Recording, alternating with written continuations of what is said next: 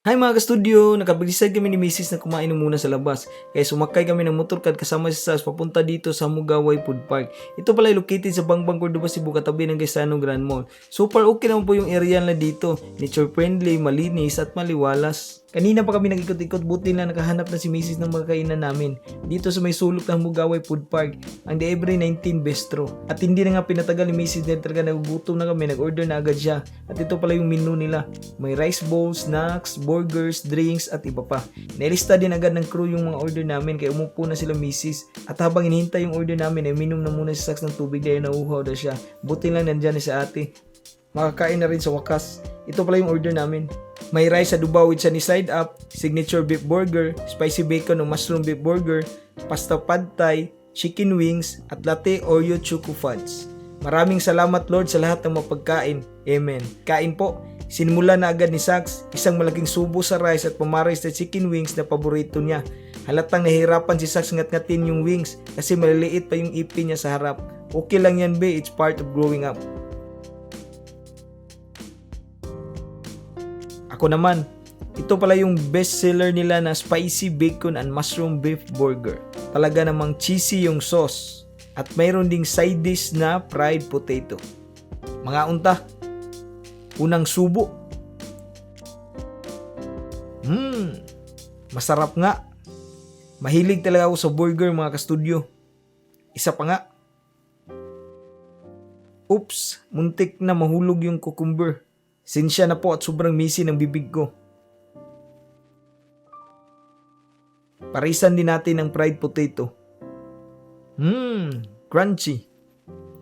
Perfect combination talaga ang burger at fried potato. Another big bite. Ayan, malapit ko nang maubos yung isang burger.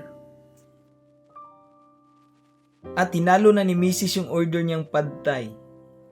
First bite sa shrimp, tapos inikot-ikot niya yung rice noodles sa tinidor. Wow! Isang malaking subo.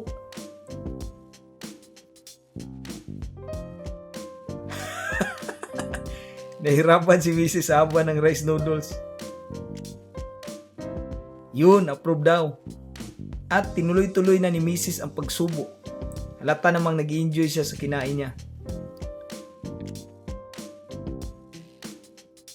Sinimula na rin niyang kainin ang rice adobo with sunny side up. Adobo means adobo. Tsaka yung gamit nila dito ay pork adobo.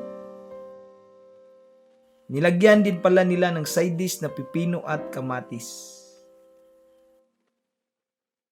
Kumuha rin pala si Mrs. ng fried chicken wings, pero isa lang kasi para kay Sax yan. Sinausaw niya dito sa barbecue sauce.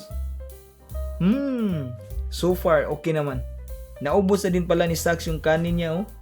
Ito pala yung pangalawa kong order, ang signature beef burger. Ayan, may beef patty, pipino, lettuce, kamatis at iba pa. Syempre may fried potato din na side dish. Isang malaking subo. Masarap kaya sinunod-sunod ko na yung subo ko. Para sa akin okay naman yung burger nila kasi di tinipid sa sauce. Parisan natin ng crispy fried potato. At lagyan natin ng ketchup para lalong sumarap.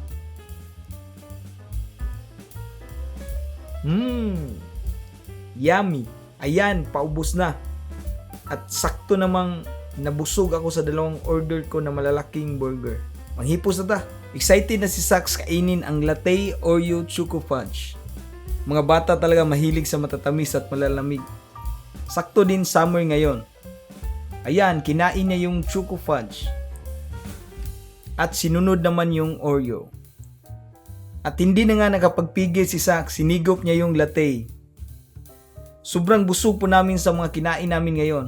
Hanggang sa susunod na pagkikita, paalam!